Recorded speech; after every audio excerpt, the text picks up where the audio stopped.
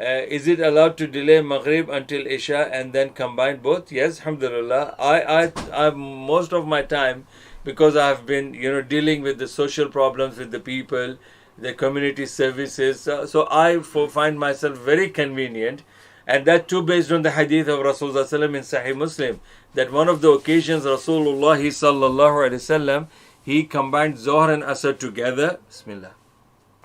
Alhamdulillah.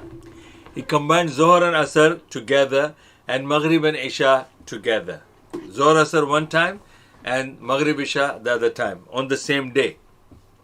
And Abdullah bin Abbas was asked by his students that was it because of the rain?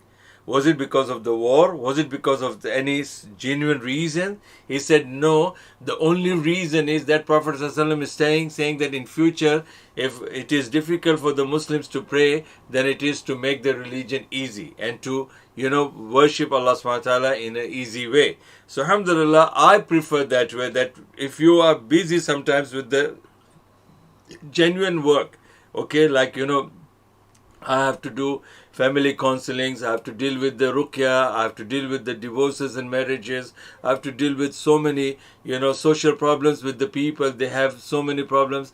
Plus I have a, mashallah, big family, 8 children, mashallah, 5 daughters, 3 sons, wife, and school, and all these kind of things. So I prefer that, alhamdulillah, instead of not praying at all, I combine Zohr and Asr together most of the time, and Maghrib and Isha together most of the time, alhamdulillah.